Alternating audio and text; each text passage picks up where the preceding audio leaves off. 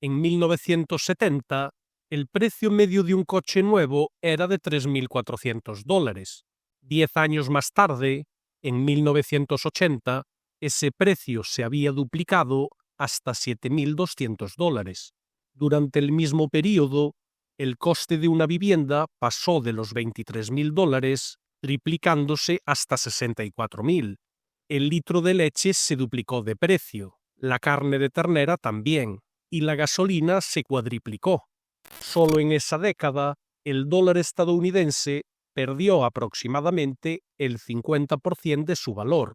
Así, $1.000 ahorrados en el banco en 1970 habrían perdido la mitad de su poder adquisitivo apenas 10 años después.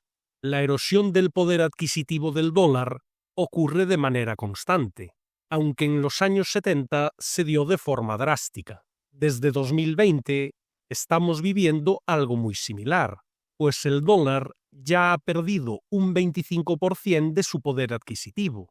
Como vamos a mostrarles en este vídeo, tenemos motivos para pensar que esta tendencia desastrosa podría acelerarse nuevamente. Desde 2020, el precio medio de una vivienda ha pasado de $350.000 a $500.000. Los precios de la gasolina se han duplicado, de 50 céntimos a casi $1. Además, la carne de vacuno y los huevos se han triplicado desde 2020. Todo esto ha provocado el mayor aumento de inflación en Estados Unidos desde los años 80.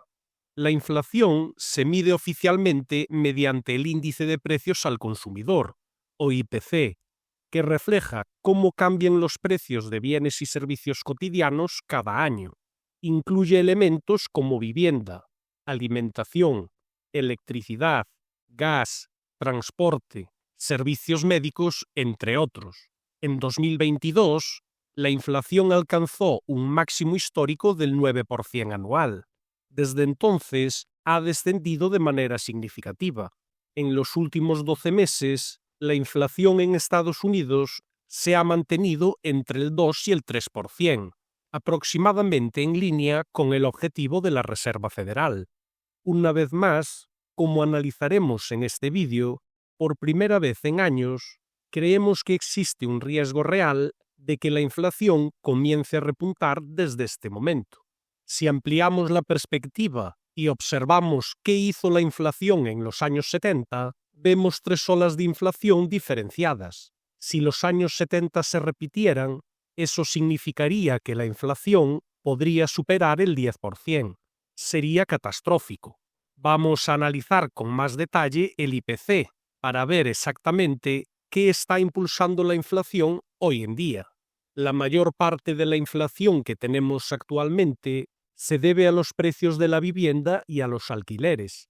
Como pueden observar, esta es una parte del índice de precios que evoluciona muy lentamente. Desde principios de 2023 ha estado bajando de manera constante. Mientras que los precios de la vivienda en Estados Unidos experimentaron un enorme aumento entre 2020 y 2022, se han enfriado considerablemente desde entonces. De hecho, desde 2022, se podría argumentar que los precios de la vivienda han estado bajando. Por lo tanto, si acaso, la tasa de variación de los precios de la vivienda debería estar entrando en territorio negativo, tal como ocurrió durante la gran crisis financiera. Tampoco hay señales de que los precios de la vivienda vayan a subir de nuevo. Por ahora, las ventas de viviendas permanecen en niveles muy deprimidos en Estados Unidos, como resultado de los altos tipos de interés hipotecarios y la crisis de acceso a la vivienda. La actividad inmobiliaria se encuentra hoy aproximadamente al mismo nivel que en el epicentro de la gran crisis financiera de 2007. Entonces, los precios de las viviendas solo comenzaron a repuntar cuando la actividad inmobiliaria finalmente se recuperó en 2010 y 2011. Por lo tanto, parece que el componente más importante de la inflación hoy en día no va a subir inminentemente, lo que podría, de hecho, ejercer una presión adicional a la baja sobre la inflación en los próximos meses. No obstante, como mencionamos antes, creemos que existe algo que podría empujar la inflación al alza hacia finales de este año, pero no será causado por los precios de la vivienda. De hecho, aunque la vivienda es el mayor componente del IPC, no es lo que típicamente eleva la inflación. Como pueden ver a principios de 2021 y 2022, el fuerte aumento de la inflación fue impulsado principalmente por los precios de los alimentos y la energía, que se mantenían al alza en ese momento. Y aunque estos no representen el mayor peso dentro del índice, pueden experimentar variaciones bruscas que generan movimientos bruscos en la inflación. Si el nivel de inflación comienza a subir desde aquí, el impacto que esto tendría sobre la política monetaria y los mercados podría ser significativo. Si superponemos el precio del petróleo sobre la inflación, se observa con claridad por qué los precios de la energía son tan importantes en relación con la inflación. Un aumento en los precios del petróleo se traduce en un encarecimiento de la gasolina y el diésel, elevando los costes de transporte de mercancías y viajes. Estos costes se transmiten rápidamente a través de la economía, incrementando los precios de prácticamente todo, desde la producción de alimentos hasta la producción industrial.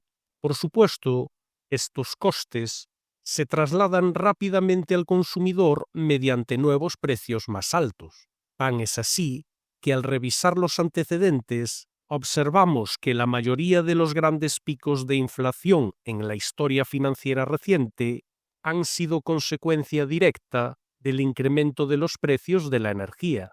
Una teoría plausible sostiene que el rápido crecimiento de mercados emergentes en Asia, como India y China, podría provocar un aumento en los precios de la energía, generando inflación en Estados Unidos como resultado.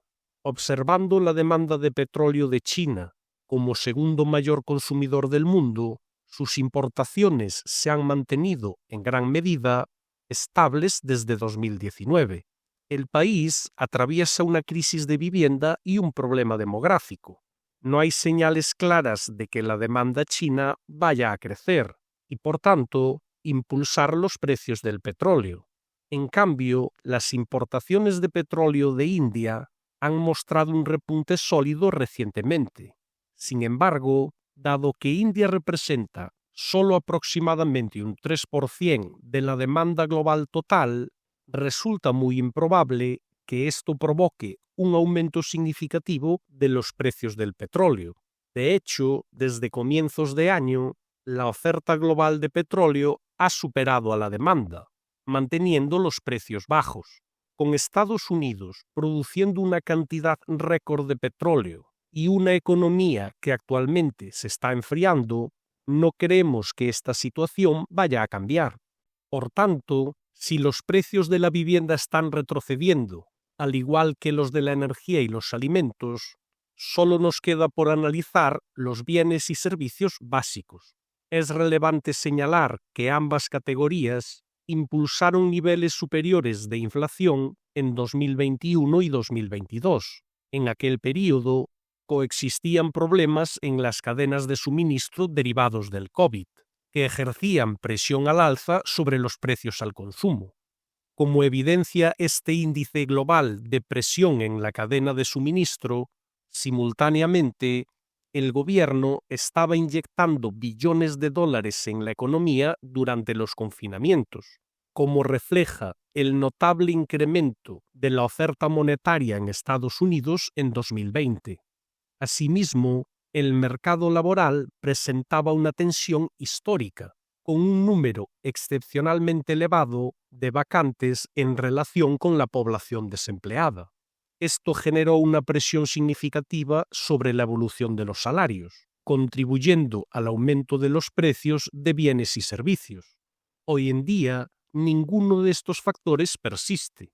Los problemas en las cadenas de suministro son prácticamente inexistentes. La oferta monetaria está creciendo moderadamente, pero no a la velocidad de 2020 y 2021, y el mercado laboral se ha enfriado bastante.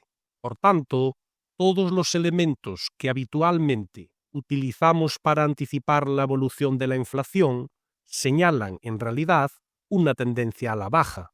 En este contexto, resulta comprensible preguntarse, ¿por qué entonces prevemos un aumento de los precios al consumo? La explicación son los aranceles. Desde febrero de 2025, los ingresos federales por aranceles se han más que triplicado, pasando de 7,7 mil millones a 26 mil millones de dólares. Aunque el impacto de estos aranceles todavía no ha repercutido en el consumidor, estimamos que está a punto de materializarse. Y podemos entenderlo al observar un indicador llamado índice ISM de precios de insumos. Este refleja cuánto están pagando las empresas por sus inputs. Durante los últimos meses, las compañías en Estados Unidos han afrontado pagos significativamente más altos, gran parte de esto impulsado por los aranceles. Al superponer la tasa de inflación de Estados Unidos sobre el índice ISM de precios, se puede apreciar que se trata de un indicador muy fiable sobre la dirección futura de la inflación. Esto se debe a que con el tiempo, las empresas trasladan los mayores costes a los consumidores. Por eso, existe el riesgo de que la inflación se eleve de nuevo, al menos de forma temporal. Para ser más precisos, no creemos que nos encontremos ante un escenario similar al de 1970. La inflación no se dirige hacia el 10% desde este punto. Consideramos que un escenario así es extremadamente improbable, dado todo lo comentado hasta ahora en este vídeo, aunque sí es posible que la inflación vuelva a superar el 3% hacia finales de año, lo que tendría repercusiones en los mercados financieros. El mercado de bonos del Tesoro estadounidense podría resultar especialmente vulnerable a un repunte temporal de la inflación. Con todo, dada la naturaleza de los aranceles, se trataría de un aumento pasajero de la inflación. Después de todo, los aranceles suponen un incremento puntual y no constituyen una fuente orgánica de inflación más alta. En última instancia, creemos que la inflación volverá a caer tras ese repunte temporal, lo que sería positivo, por ejemplo, para el mercado de valores. Una vez más, muchas gracias por su atención.